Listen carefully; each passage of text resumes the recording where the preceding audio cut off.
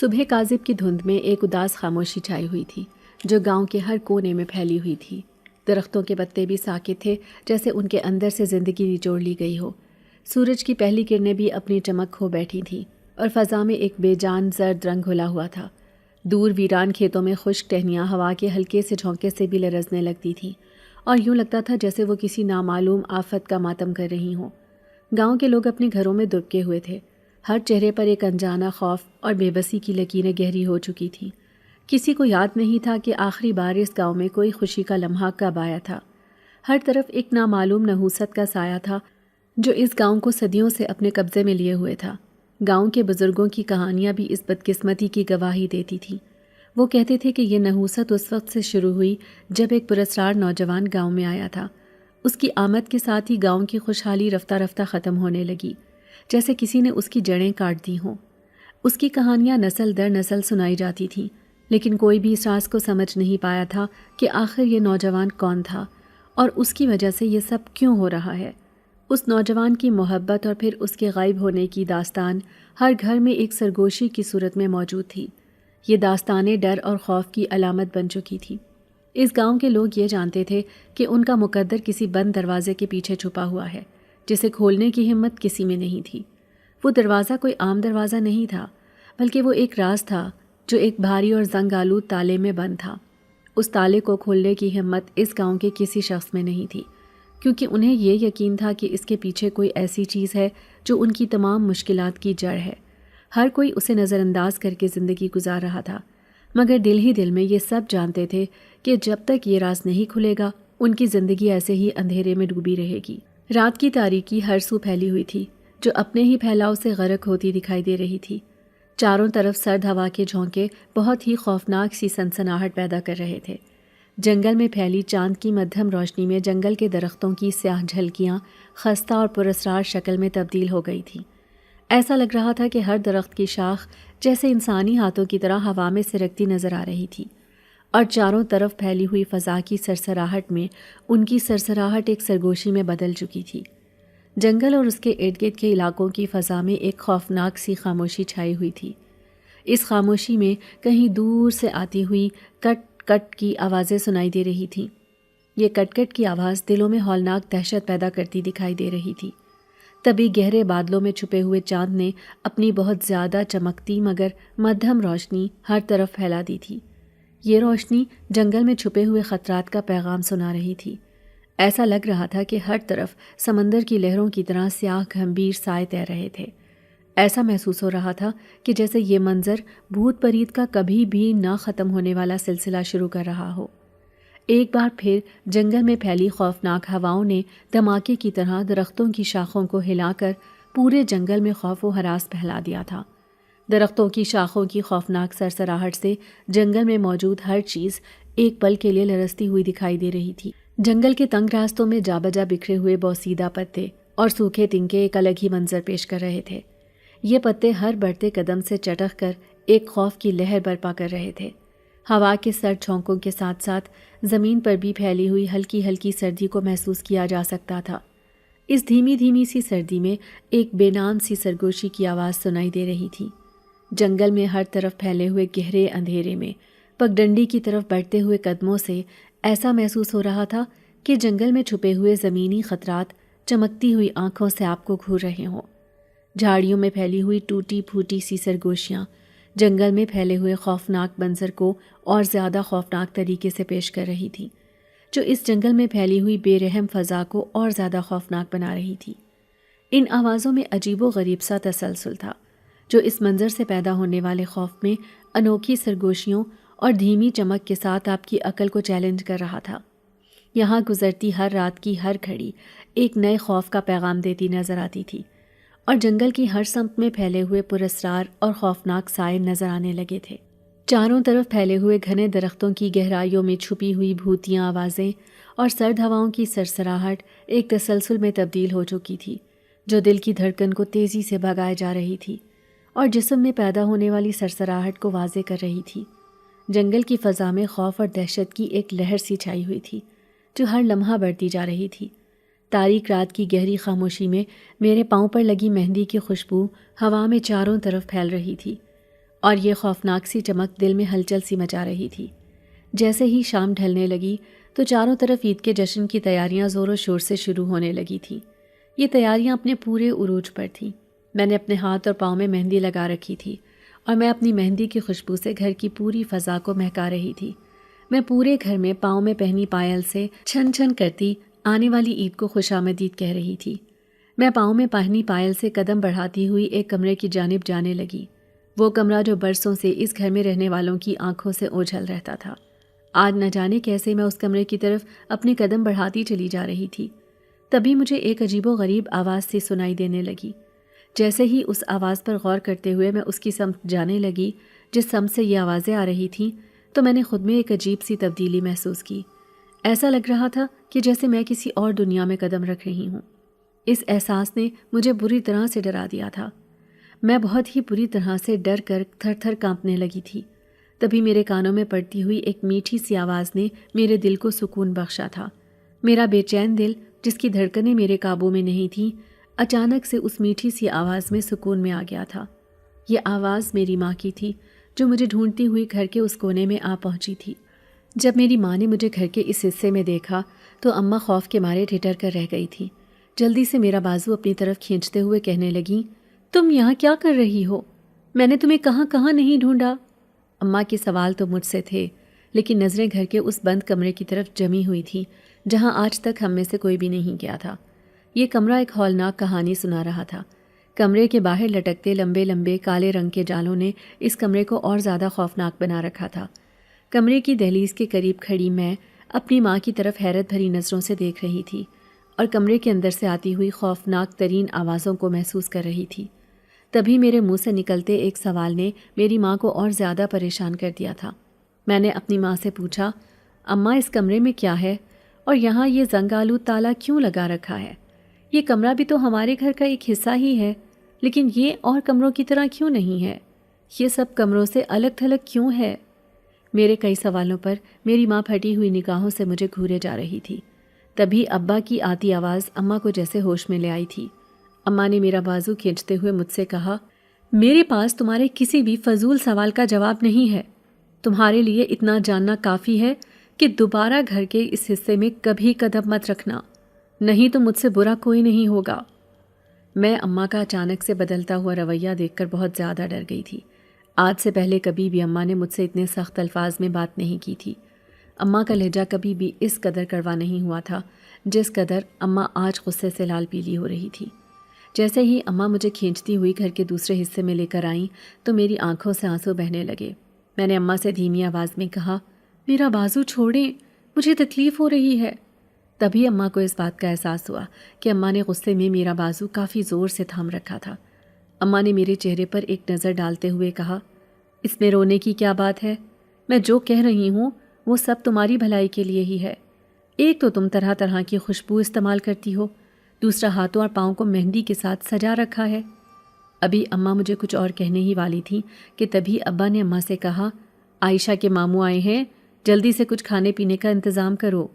میں ماموں کے بارے میں سن کر بے حد خوش ہو گئی تھی۔ میں نے جلدی سے اپنی آنکھوں سے آنسو صاف کرتے ہوئے اماں سے کہا، کیا ماموں کے ساتھ بچے بھی آئے ہیں؟ میری خوشی کی کوئی انتہا نہیں تھی۔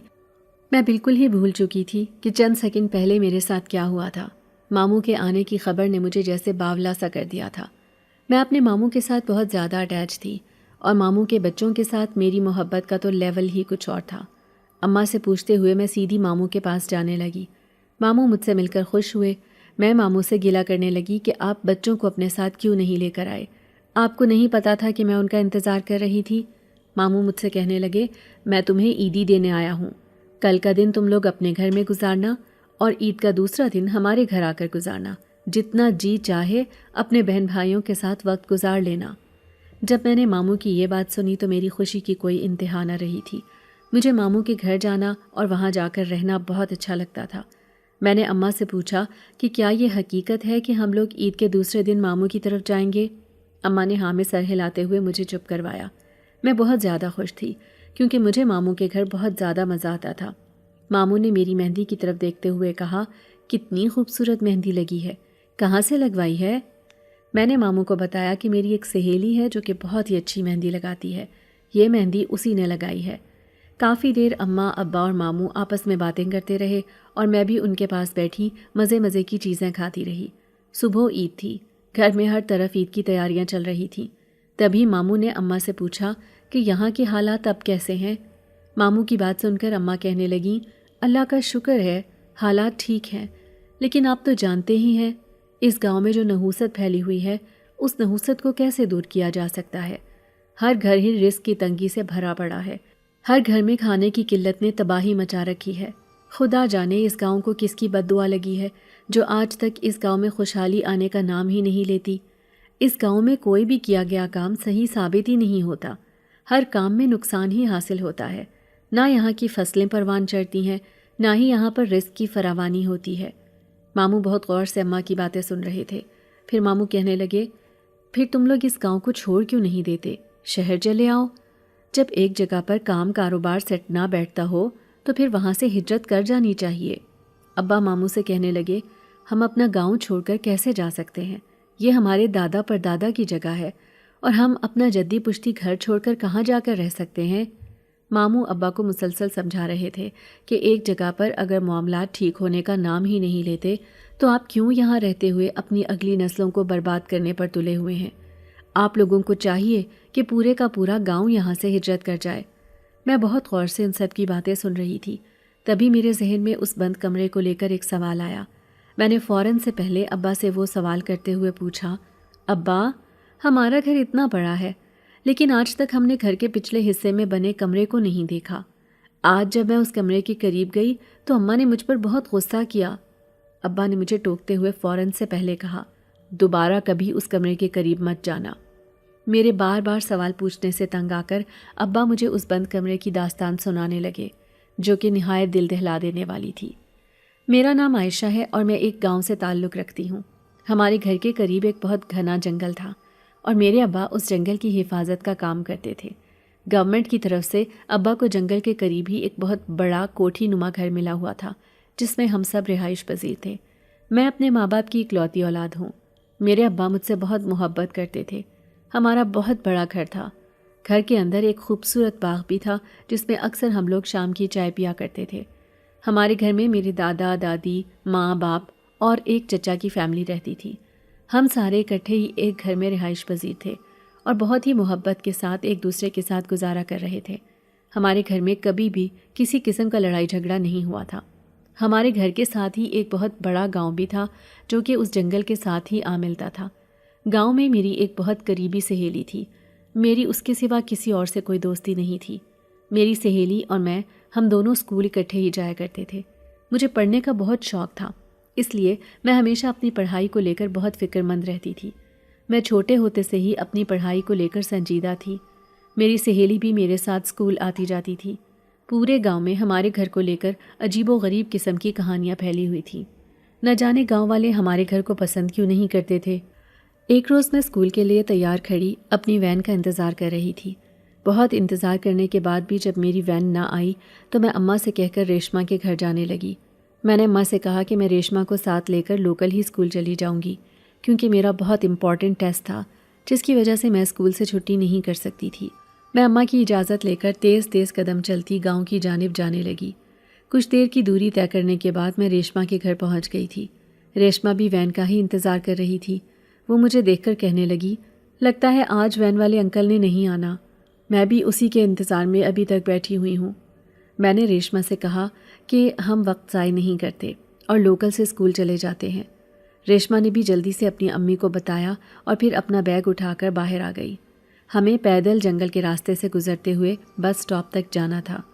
ریشما کی امی نے جب سنا کہ ہم نے پیدل جانا ہے تو ریشما کی امی نے کہا کہ ریشما آج اسکول سے چھٹی کر لے گی کیونکہ میں اسے جنگل کے راستے سے تو کبھی نہیں جانے دوں گی۔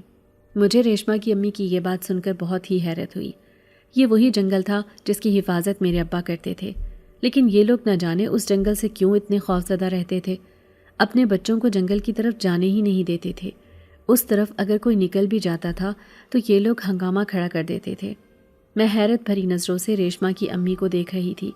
تبھی ریشما نے کہا، امی، میں عائشہ کو اکیلے نہیں جانے دوں گی، چاہے کچھ بھی ہو، میں عائشہ کے ساتھ اسکول جا کر ہی دم لوں گی۔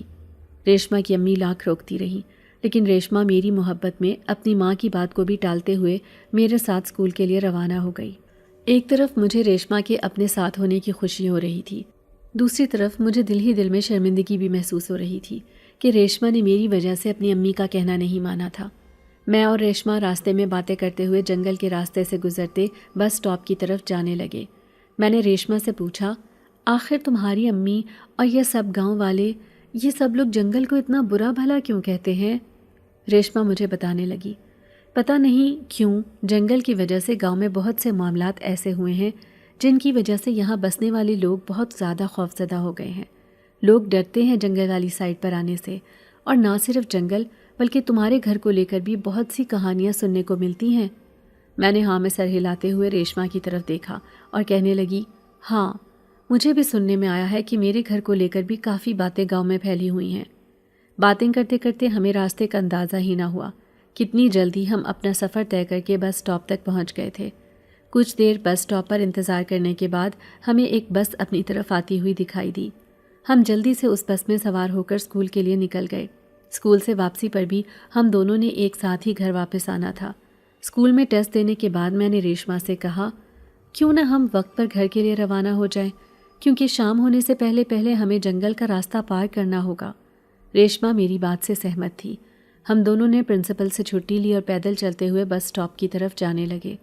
بس اسٹاپ پر کافی دیر انتظار کرنے کے بعد آخر کار بس ہمیں اپنی طرف آتی دکھائی دی۔ ہم لوگ بس میں سوار ہوئے تو بس میں بیٹھتے ہی ایک بہت ہی ضعیف بوڑھی اماں ہمارے ساتھ آ کر بیٹھ گئیں اور وہ ہم سے پوچھنے لگیں، تم لوگوں نے کہاں جانا ہے؟ جیسے ہی میں نے انہیں اپنے گاؤں کا نام بتایا تو وہ بوڑھی اماں بہت زیادہ خوفزدہ ہو گئی۔ وہ مجھ سے کہنے لگی، تم اس بھوتیا گاؤں میں رہتی ہو بچی؟ اس بھوتیا گاؤں میں ایک بہت بڑی حویلی ہے، اور اس بھوتیا گاؤں میں ایک بھوتیا جنگل بھی ہے۔ اس بھوتیا جنگل اور حویلی کی وجہ سے پورے گاؤں میں نحوست پھیلی ہوئی ہے۔ وہ ہمارے گاؤں کے بارے میں اتنا برا بھلا کہہ رہی تھی کہ مجھ سے اور ریشما سے تو یہ بات برداشت ہی نہیں ہو رہی تھی۔ میں نے آج دل میں فیصلہ کر لیا تھا کہ میں نے گاؤں کے بارے میں جو راز آج تک چھپا ہوا ہے ہم سے، اس راز سے پردہ ضرور ہٹا کر رہوں گی۔ میں نے اور ریشما نے اس بات کی تہہ تک پہنچنے کا فیصلہ کر لیا تھا۔ ہم بوڑھی اماں سے مزید اپنے گاؤں کے بارے میں معلومات حاصل کرنے لگے۔ اماں کے مطابق اس بھوتیا حویلی میں کوئی ایسا بھوت رہتا تھا جس کی نحوست پورے گاؤں پر پھیلی ہوئی تھی، اور یہ بات حقیقت تھی کہ گاؤں میں کوئی بھی گھر خوشحال نہیں تھا، ہر گھر رزق کی تنگی سے پریشان تھا۔ بوڑھی اماں نے بتایا کہ آج سے کئی سال پہلے اس جنگل میں جنات کا ایک ٹولہ آیا تھا۔ اس جنات کے ٹولے میں ایک بہت ہی خوبصورت جنزادہ تھا۔ جنات کا ٹولہ کچھ عرصہ جنگل میں بسیرا کرنے کے بعد وہاں سے چلا گیا تھا، جبکہ اس جنات کے ٹولے میں سے ایک جنزادہ جو انتہائی خوبصورت تھا وہ اس جنگل میں ہی رہ گیا تھا، اور اس کے اس جنگل میں رہ جانے کی وجہ یہ تھی کہ اسے گاؤں میں رہنے والی ایک نوجوان اور خوبصورت لڑکی سے محبت ہو گئی تھی۔ وہ اس کی محبت میں ہی اس جنگل میں پڑا رہا۔ کوئی نہیں جانتا تھا کہ اس جنگل میں وہ جنزادہ رہتا ہے، کیونکہ جنزادہ بہت ہی خوبصورت نوجوان لڑکے کی شکل میں گاؤں میں آتا جاتا تھا۔ گاؤں کے لوگوں کو اس لڑکے پر شک ہونے لگا۔ گاؤں کے لوگوں نے تحقیق کی کہ یہ لڑکا کہاں سے آتا ہے اور رات کو کہاں چلا جاتا ہے۔ جنزادے نے اس لڑکی کی محبت میں گاؤں کے ایک کونے میں چائے کا ڈھابا کھول رکھا تھا۔ وہ سارا دن اس لڑکی کے دیدار کی خاطر چائے کا ڈھابا چلاتا رہتا تھا۔ جنزادے کے ڈھابے کی چائے بہت ہی مزے کی ہوتی تھی۔ جس لڑکی کو وہ پسند کرتا تھا وہ لڑکی بھی اکثر اس ڈھابے سے چائے خرید کر لے جایا کرتی تھی۔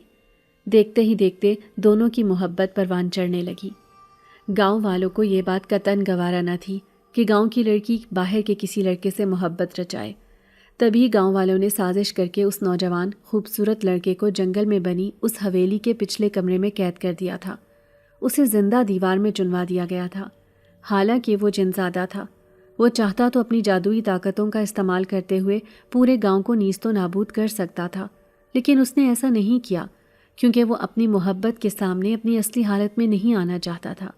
وہ نہیں چاہتا تھا کہ اس کے غائب ہو جانے کے بعد وہ لڑکی اس سے نفرت کرنے لگے۔ اس جنزادے نے اس لڑکی کی محبت میں اپنی پوری زندگی اس بند کمرے میں گزارنے کا فیصلہ کر لیا تھا۔ لوگوں نے اسے اس بند کمرے میں قید کر کے دیوار کے اندر چنوا دیا تھا۔ تب کوئی نہیں جانتا تھا کہ جس خوبصورت نوجوان لڑکے کو یہ لوگ دیوار میں چنوا رہے ہیں وہ ایک جنزادہ ہے۔ سب کو یہی لگتا تھا کہ وہ کام کے سلسلے میں گاؤں آیا تھا، جبکہ حقیقت کچھ اور تھی۔ کئی سال ایسے ہی گزر گئے۔ دیکھتے ہی دیکھتے گاؤں میں رزق کی قلت آنے لگی اور ہر طرف خوشحالی ختم ہو کر غموں کے لیے دوڑنے لگی تھی۔ ہر گھر پریشان رہنے لگا تھا۔ یہی وجہ ہے کہ آج تک اس گاؤں میں کبھی رزق کی فراوانی نہیں ہوئی۔ وہ بوڑھی اماں ہمیں ہمارے ہی گاؤں کے بارے میں ایک خوفناک منظر پیش کر کے ایک کہانی سنا رہی تھی اور ہم خوف کی ماری اس کی باتوں پر یقین کر رہی تھی۔ ابھی ہم اپنے سٹاپ سے اتری بھی نہیں تھیں کہ جیسے ہی ہم نے اپنی ساتھ والی سیٹ پر دیکھا تو وہ بوڑھی اماں وہاں سے غائب تھیں۔ میں اور ریشما بے حد خوفزدہ ہو گئی تھی کیونکہ وہ تو کافی وقت سے ہمارے ساتھ باتیں کر رہی تھی، لیکن اچانک سے پھر وہ کہیں غائب ہو گئیں اور پھر دوبارہ پوری بس میں ہمیں کہیں نظر بھی نہیں آئیں۔ میں اور ریشما بہت سہم گئی تھیں۔ میں نے ریشما سے کہا کہ ہم لوگوں کو تیز تیز قدم اٹھا کر اپنے گھر کی جانب جانا چاہیے۔ میں بہت زیادہ ڈر گئی تھی۔ ویسے تو میں کسی چیز سے نہیں ڈرتی تھی، لیکن آج کچھ ماحول ہی ایسا بن گیا تھا کہ نہ چاہتے ہوئے بھی مجھے بے حد خوف آ رہا تھا۔ میں اور ریشما ایک دوسرے کا ہاتھ تھامے تیز تیز جنگل سے گزرنے لگی۔ تبھی جنگل کی طرف سے اچانک سے تیز ہواؤں نے رخ کر لیا۔ ان ہواؤں میں خوفناک سی سرسراہٹ تھی۔ میں بری طرح سے ڈر گئی۔ ہم نے ہمت نہ ہارتے ہوئے اپنا سفر جاری رکھا۔ جنگل میں رونما ہوتے ہر خطرے کو نظر انداز کرتے ہوئے ہم اپنے گھروں کی جانب جانے لگے تھے۔ کچھ دیر مشکلات کا سامنا کرنے کے بعد ہم دونوں خیریت سے اپنے اپنے گھروں میں پہنچ گئی تھیں۔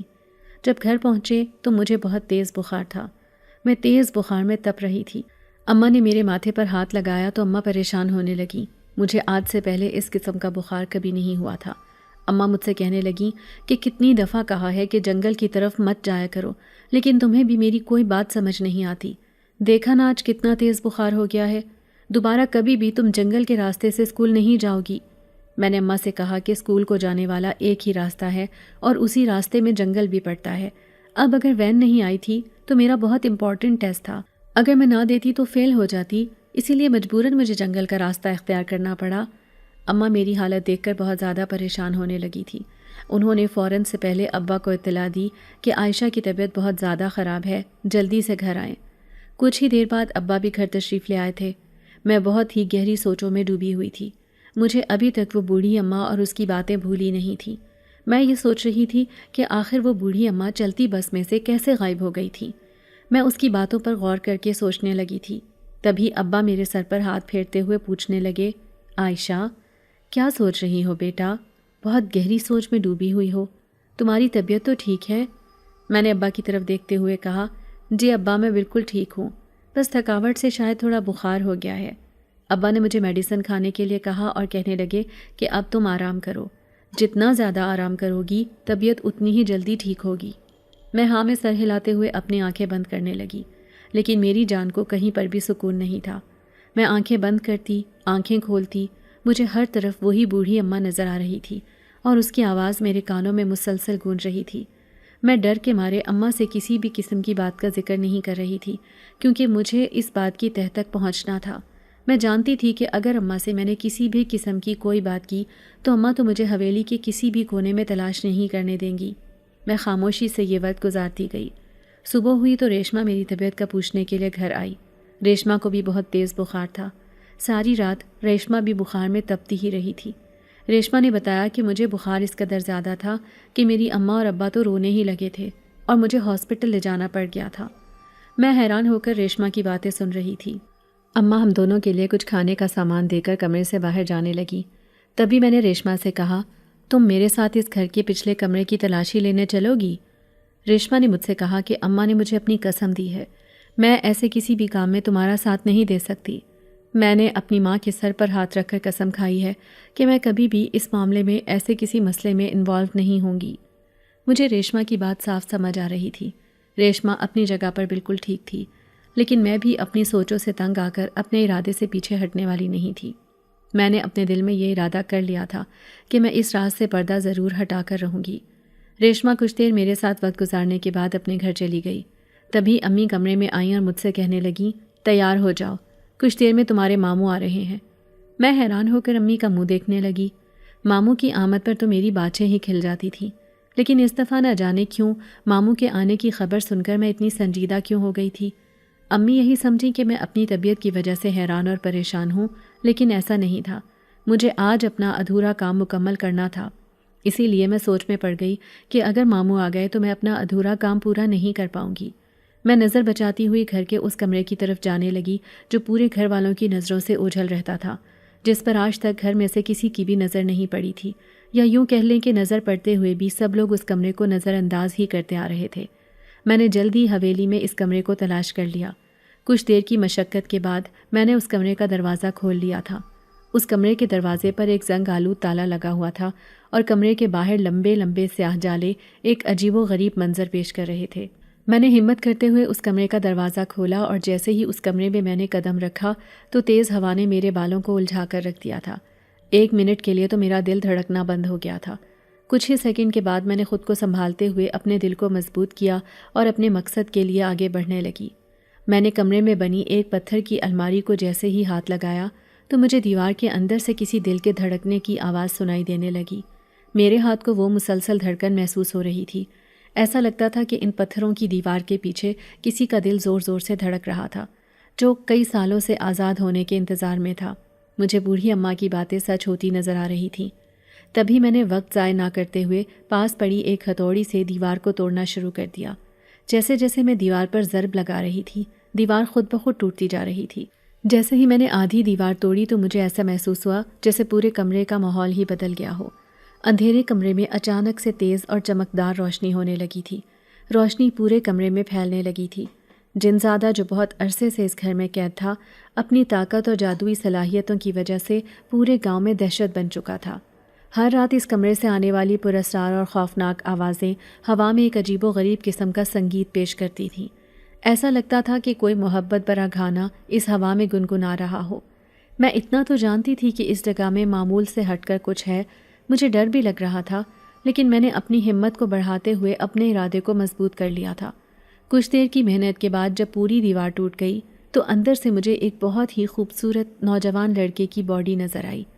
ایسا لگ رہا تھا کہ اگر میں اس جسم کو ہاتھ لگاؤں گی تو اس میں جان آ جائے گی۔ غور کرنے پر اس کے دل کی دھڑکنیں بھی محسوس ہو رہی تھیں۔ نہ چاہتے ہوئے بھی جب میں نے اس کے دل پر ہاتھ رکھنا چاہا تو چاروں طرف سے خوفناک سی آوازیں آنے لگیں۔ میں بہت زیادہ گھبرا گئی تھی۔ جیسے ہی میں کمرے سے باہر بھاگنے لگی تو کمرے کا دروازہ بند ہو گیا۔ میری آواز ایسے جیسے حلق میں ہی اٹک گئی تھی۔ میری آنکھوں سے آنسو بہہ رہے تھے، لیکن تکلیف کی وجہ سے آواز ہی نہیں نکل رہی تھی۔ ایسا لگتا تھا جیسے کسی نے میرا گلا اپنے ہاتھوں میں دبوچ لیا ہو۔ ڈر کے مارے ایک دم سے میری چیخیں نکل گئیں۔ مجھے یہ احساس ہوا کہ اب میں بول سکتی ہوں۔ روتے ہوئے لہجے میں نے جنزادے سے کہا، آخر تم کیا چاہتے ہو؟ تمہاری وجہ سے آج تک ہمارا گاؤں خوشحالی کی زندگی نہیں گزار پایا۔ تم اپنی محبت کے لیے اس قدر خود غرض ہو گئے تھے کہ تم نے اپنی جادوئی طاقتوں سے ہمارے گاؤں کی خوشحالی ہی چھین لی تھی۔ اب میں نے تمہیں آزاد کر دیا ہے۔ میں تم سے التجا کرتی ہوں کہ آج ہی ہمارے گاؤں کو آزاد کر دو۔ ہمارے گاؤں میں رزق کی جو کمی ہے اسے دور کر دو۔ جو بد دعا تم نے گاؤں والوں کو دی ہے وہ بد دعا واپس لے لو اور اپنی دعاؤں کے ساتھ دوبارہ سے ہمارے گاؤں کو خوشحال کر دو۔ تبھی ایک آواز میرے کانوں میں پڑی۔ وہ آواز جنزادے کی تھی۔ وہ مجھ سے کہہ رہا تھا کہ اگر تم چاہتی ہو کہ میں اس گاؤں سے اپنی بد دعا کو ہٹا لوں تو تمہیں میرا ایک کام کرنا پڑے گا۔ مجھے دوبارہ میرے اصلی روپ میں لانے کے لیے تمہیں کچھ اہتمام کرنا ہوگا۔ میں جنزادے کی بات سن کر خوفزدہ تو ضرور ہوئی تھی، لیکن اپنے گھر اور گاؤں کی خوشحالی کے لیے میں کچھ بھی کرنے کو تیار تھی۔ میں نے جنزادے سے کہا، بولو تمہیں کیا چاہیے؟ تو جنزادہ مجھ سے کہنے لگا، مجھے تمہارا زیادہ وقت نہیں چاہیے، بس کچھ کام ایسے کر دو جن کی وجہ سے میں دوبارہ اپنی طاقت بحال کر سکوں۔ میں نے اس کی باتیں سنی اور مجھے ان باتوں کو پورا کرنے میں کسی بھی قسم کی کوئی مشکل نظر نہیں آ رہی تھی، سو میں نے اس کی بات مانتے ہوئے ہاں میں سر ہلایا اور کمرے سے باہر نکلنے لگی تھی۔ میں نے جلدی سے وہ تالا دوبارہ کمرے کے دروازے کو لگا دیا اور اپنے کمرے میں جا کر لیٹ گئی۔ میں پسینے سے شرابور تھی۔ پسینہ میرے پورے جسم سے شبنم کی بوندوں کی مانند ٹپک رہا تھا۔ میرے پورے کمرے میں بے حد خوشبو آ رہی تھی اور یہ خوشبو پوری حویلی میں پھیل چکی تھی۔ اماں مجھے دوائی دینے کے لیے جب کمرے میں آئیں تو پوچھنے لگیں، یہ کس طرح کی خوشبو تمہارے پورے کمرے میں آ رہی ہے؟ دیکھتے ہی دیکھتے اس خوشبو نے پوری حویلی اور پھر پورے گاؤں کو اپنی گھیرے میں لے لیا تھا۔ ہر بندہ سوچنے پر مجبور تھا۔ کچھ دن گزرے تو عید کا تہوار آنے والا تھا۔ یہ بالکل ٹھیک وقت تھا جب میں جنزادے کی خواہش کے مطابق اس کی شرطیں پوری کر سکتی تھی۔ جنزادے کو مہندی کی خوشبو بہت پسند تھی اور جنزادے نے مجھ سے یہ وعدہ لیا تھا کہ میں مہندی لگا کر اس کے کمرے میں داخل ہوں گی۔ اب میرے پاس بہت اچھا بہانہ تھا۔ مجھے کسی بھی قسم کی کوئی مشکل درپیش نہیں ہوئی تھی۔ ہر طرف عید کی تیاریاں زور و شور سے ہو رہی تھیں۔ ہر کوئی عید کی تیاریوں میں مصروف تھا کیونکہ آج چاند رات تھی۔ مجھے بھی مہندی لگوانی تھی۔ میں نے ریشما کو پیغام بھیجا کہ آ کر مجھے خوبصورت سی مہندی لگا دے۔ ریشما میری یہ بات سن کر بے حد حیران ہوئی کیونکہ میں نے کبھی بھی مہندی نہیں لگوائی تھی۔ مجھے مہندی سے الرجی تھی، لیکن اس دفعہ میں نے اپنی صحت کے بارے میں نہ سوچتے ہوئے مہندی لگوانے کا فیصلہ کیا تھا۔ ریشما مجھے مہندی لگانے آئی تو میں نے بہت ہی خوبصورت ڈیزائن اپنے بازوؤں اور ہاتھوں پر اور پاؤں پر بنوائے۔ میرے ہاتھوں پاؤں پر بہت ہی خوبصورت مہندی لگی تھی۔ مہندی کی خوشبو گھر میں چاروں طرف پھیلتی جا رہی تھی۔ ریشما بہت حیران تھی۔ وہ کہنے لگی کہ پہلے تو اس طرح مہندی کی خوشبو کبھی نہیں پھیلی جس طرح یہ آج خوشبو پھیل رہی ہے۔ میں خاموش رہی اور میں نے کوئی جواب نہ دیا۔ میں صرف اپنی مہندی کو غور سے دیکھے جا رہی تھی۔ میں مسکرا بھی رہی تھی۔ آج پہلی دفعہ ایسا ہوا تھا کہ مہندی لگوانے کے بعد مجھے بہت خوشی ہو رہی تھی اور مجھے الرجی بھی محسوس نہیں ہوئی۔ تبھی میں نے نظر بچاتے ہوئے مہندی کی خوشبو کو پوری حویلی میں محسوس کیا اور بے خوف ہو کر قدم بڑھاتے ہوئے میں اسی بند کمرے کی طرف جانے لگی۔ جیسے ہی میں نے اس کمرے کا دروازہ کھولا تو ایک سرد ہوا کی لہر نے میرا استقبال کیا۔ کمرے میں روشنی نہ ہونے کے برابر تھی۔ تبھی میں نے کمرے میں داخل ہوتے ہوئے جنزادے کے پاس جا کر ایک ہلکی سی آواز میں وہ بات بولی جو جنزادے نے مجھے سمجھائی تھی۔ میں نے جنزادے سے کہا، لو میں آ گئی ہوں۔ اس مہندی کی خوشبو سے اب تم اٹھ جاؤ، اپنی تمام طاقتوں کے ساتھ اٹھنا۔ میرا اتنا کہنا تھا کہ کمرے کی مدھم روشنی ایک دم سے سیاہ اندھیرے میں تبدیل ہو گئی۔ تیز آندھی سے کھڑکیاں کھلنے اور بند ہونے لگیں۔ ہر طرف خوف اور وحشت پھیلنے لگی تھی۔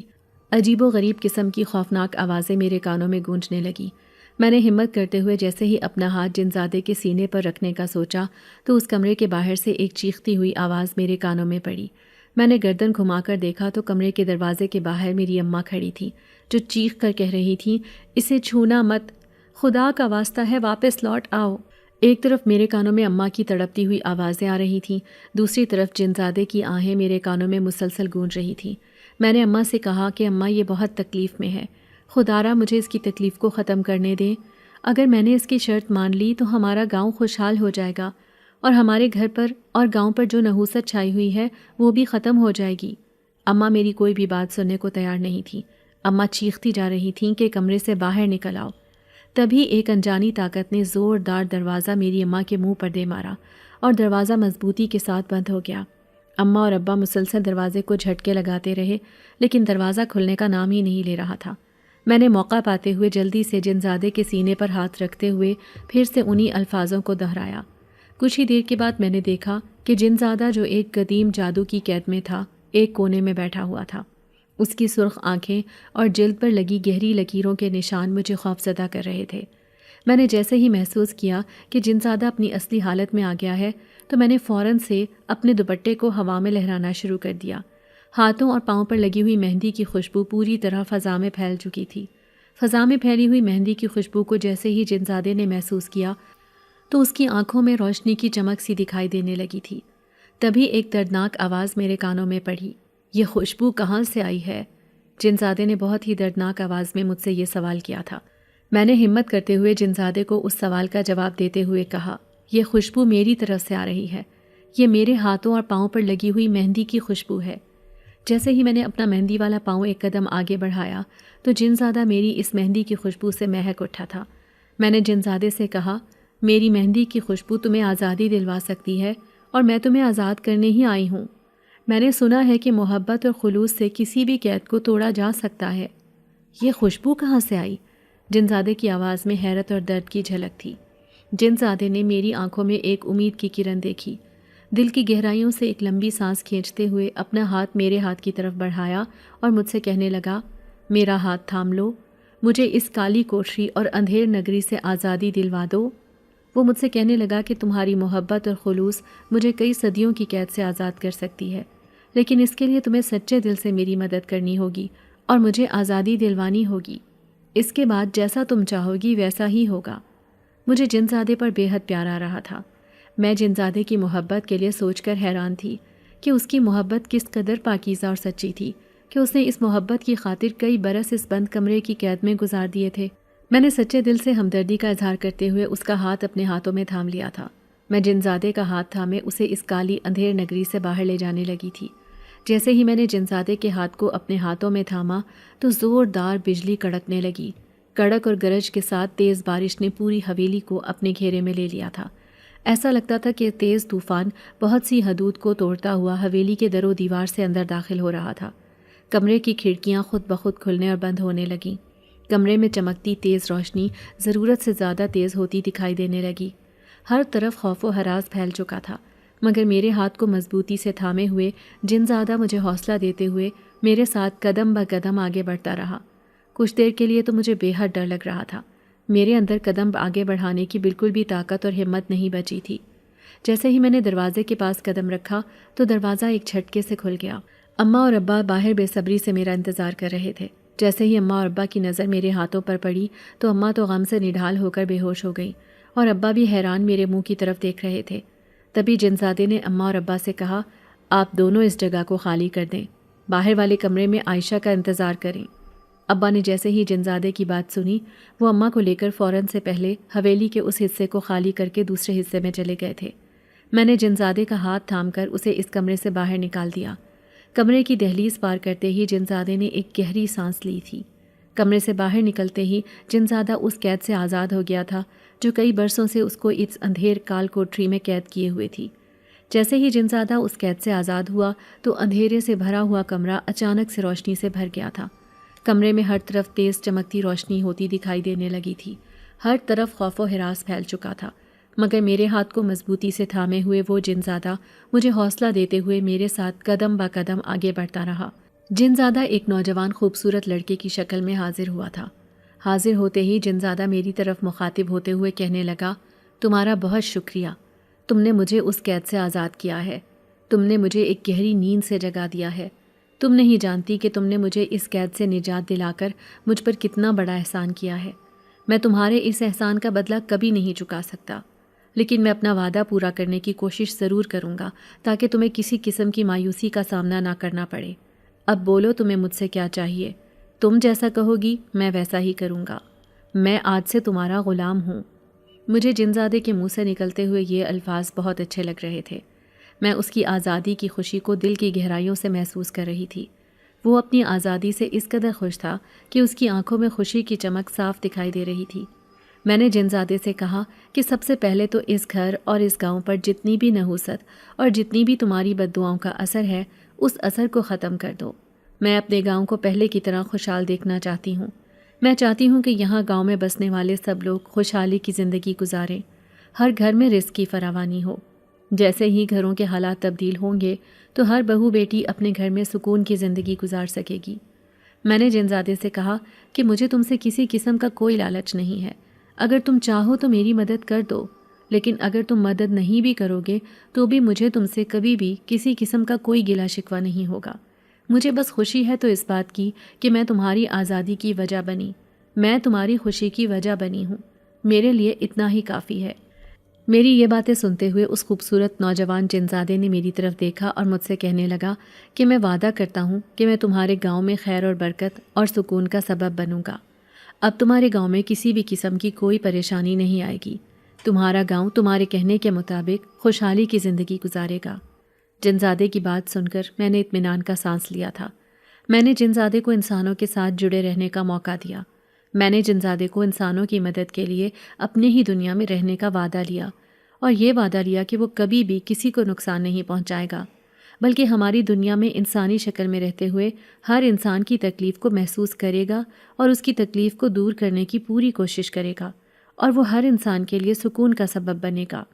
جنزادہ اب ایک نیا آغاز کرنے کے لیے تیار تھا، وہ ایک نئی دنیا بنانے کے لیے رضامند تھا۔ میں نے جنزادے سے وعدہ لیتے ہوئے اسے اپنے گھر میں رہنے کی اجازت دے دی۔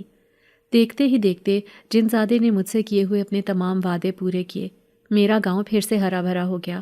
گاؤں میں ہر طرف خوشحالی نے جگہ لے لی تھی۔ نحوست کا دور دور تک کوئی نام و نشان نہیں رہا تھا۔ ہر طرف ہر گھر خوشحال تھا، ہر گھر میں رزق کی فراوانی تھی۔ اب ہمارے گاؤں میں کوئی بھی گھر ایسا نہیں تھا جو رزق یا کام کی وجہ سے پریشان ہو۔ جنزادے نے ہمارے گاؤں کا تو نقشہ ہی بدل کر رکھ دیا تھا۔ سب لوگ بہت خوش تھے اور سب لوگ میری بہادری کے نعرے لگا رہے تھے۔ اماں ابا میرے اس کارنامے سے خوفزدہ ضرور تھے، لیکن بے حد خوش بھی تھے، کیونکہ برسوں سے پھیلی ہوئی یہ نحوست آج ختم ہو گئی تھی۔ ہر طرف روشنی ہی روشنی تھی۔ صبح عید کا دن تھا، سب لوگوں نے جوش اور خروش سے عید کا تہوار منایا۔ میں نے بھی اپنے ماں باپ کے ساتھ عید کے تہوار کو بہت اچھے سے منایا تھا۔ میں نے اپنے دل میں خوشی کا احساس پایا تھا کہ میں نے اپنے خوف کو ہرا کر ایک نئے دور کا آغاز کیا تھا۔ میں بہت زیادہ خوش تھی۔ میری چھوٹی سی کوشش کی وجہ سے آج ہر طرف خوشیوں کا سما تھا۔ عید کے دوسرے دن مجھے اپنے ماموں کے گھر جانا تھا۔ میں اپنے ماموں کے گھر جانے کے لیے بےتاب تھی۔ جب میں اپنے ماموں کے گھر گئی تو وہاں بھی میری بہادری کے چرچے تھے۔ جنزادہ اب میرے ساتھ سائے کی طرح رہتا۔ وہ مجھے ہر مشکل اور پریشانی سے بچنے کا راستہ بتاتا تھا۔ میں اپنے اس کام سے بے حد خوش ہوں۔ آج میں نے ایک نیک جنزادے کو آزاد کر کے نہ صرف اس کا بھلا کیا ہے بلکہ اس کا بھلا سوچتے ہوئے ہم سب کی زندگیوں کا بھلا بھی ہو گیا تھا۔ آج مجھے اس بات کا پوری طرح یقین ہو گیا ہے کہ امید اور ہمدردی کی طاقت سے ہم خوفناک حالات کو بھی خوشحالی میں بدل سکتے ہیں۔ آنے والے دنوں میں گاؤں میں تبدیلیاں صاف نظر آنے لگیں۔ سوکھے کھیتوں میں دوبارہ سبزہ اگنے لگا، کنووں میں پانی بھر گیا۔ رزق کی فراوانی نے لوگوں کے چہروں پر وہ مسکراہٹیں واپس لا دی تھیں جو کئی سالوں سے غائب تھیں۔ ہر طرف ایک نئی زندگی کا احساس تھا۔ لوگ ایک دوسرے کے ساتھ زیادہ خوشی اور محبت سے پیش آنے لگے تھے، اور یہ سب دیکھ کر میرا دل اطمینان اور فخر سے بھر جاتا تھا۔ جنزادہ اب ہمارے گاؤں کا ایک حصہ بن چکا تھا۔ وہ رات کو چوکیدار کی طرح گاؤں کی حفاظت کرتا اور دن میں گاؤں والوں کی مشکلات کو سنتا تھا۔ اس کی موجودگی نے گاؤں میں ایک نیا اعتماد پیدا کر دیا۔ بچے رات کو ڈرنا چھوڑ چکے تھے اور بڑے بے خوف ہو کر اپنے کاموں پر جاتے تھے۔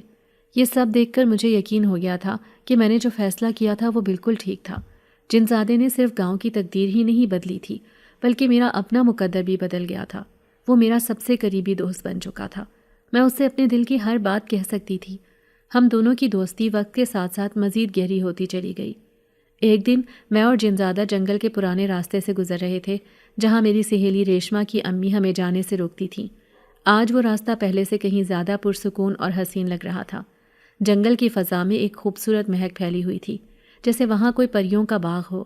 جنزادے نے کہا کہ یہ مہک اس محبت کی ہے جس کی خاطر میں نے اتنی تکلیف برداشت کی تھی۔ وہ لڑکی جس سے میں محبت کرتا تھا وہ بھی اسی گاؤں میں رہتی تھی۔ اس کی محبت کی خوشبو اس جنگل میں آج بھی زندہ ہے۔ یہ سن کر مجھے اس کی محبت پر اور بھی زیادہ یقین ہو گیا۔ اب گاؤں میں کوئی بھی بند کمرے اور نحوست کی بات نہیں کرتا تھا۔ وہ کمرہ بھی اب آزاد تھا اور اس کی دہلیز پر لگا زنگالود تالا بھی ٹوٹ چکا تھا۔ اس کمرے کو گاؤں والوں نے ایک لائبریری میں تبدیل کر دیا تھا جہاں بچے پڑھنے آتے تھے۔ اس طرح سے وہ خوفناک جگہ علم اور روشنی کا مرکز بن چکی تھی۔ اس کا کریڈٹ سب لوگ مجھے دیتے تھے، مگر میں جانتی تھی کہ یہ جنزادے کی محبت اور میری ہمدردی کا نتیجہ تھا۔ ایک شام جب سورج غروب ہو رہا تھا، جنزادے نے مجھ سے کہا، اب میرا کام یہاں ختم ہو چکا ہے۔ میں نے تم سے جو وعدے کیے تھے وہ سب پورے ہو چکے ہیں۔ گاؤں میں خوشحالی آ گئی ہے اور تم سب لوگ اب خوش ہو۔ یہ سن کر میرا دل ٹوٹ گیا۔ میں نے اس سے التجا کی کہ وہ مجھے چھوڑ کر نہ جائے۔ میں اس کے بغیر نہیں رہ سکتی تھی، مگر اس نے کہا کہ اس کی دنیا الگ ہے اور میری دنیا الگ، ہمیں ایک دوسرے سے جدا ہونا پڑے گا۔ اس کی بات سن کر میرے دل میں ایک خوف سا بیٹھ گیا۔ مجھے لگا کہ میرے اندر کی بہادری کمزور پڑ گئی ہے اور میں اس کے بغیر اکیلی ہو جاؤں گی۔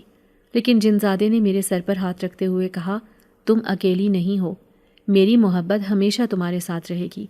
جب بھی تمہیں میری مدد کی ضرورت ہو، صرف اپنے ہاتھوں پر لگی مہندی کی خوشبو کو یاد کرنا اور میں تمہارے پاس پہنچ جاؤں گا۔ یہ کہہ کر وہ ایک دھندلے سائے میں بدل کر غائب ہو گیا۔ میں نے اپنی آنکھوں میں آنسوؤں کے ساتھ اسے جاتے ہوئے دیکھا۔ اس کا جانا میرے لیے بہت دردناک تھا، مگر میں جانتی تھی کہ یہ ضروری تھا۔ اس کے جانے کے بعد گاؤں میں ایک خاموشی چھا گئی، مگر یہ وہ خوفناک خاموشی نہیں تھی جو پہلے تھی۔ یہ ایک پرسکون خاموشی تھی جیسے ایک طوفان کے بعد آتی ہے۔ اس کے جانے کے بعد بھی مجھے اس کی موجودگی کا احساس ہوتا تھا۔ جب بھی میں کسی مشکل میں ہوتی، میں اپنے ہاتھوں کو دیکھتی اور مہندی کی خوشبو کو محسوس کرتی۔ مجھے یہ یقین ہو جاتا کہ وہ میرے ساتھ ہے۔ یہ احساس میرے لیے کافی تھا۔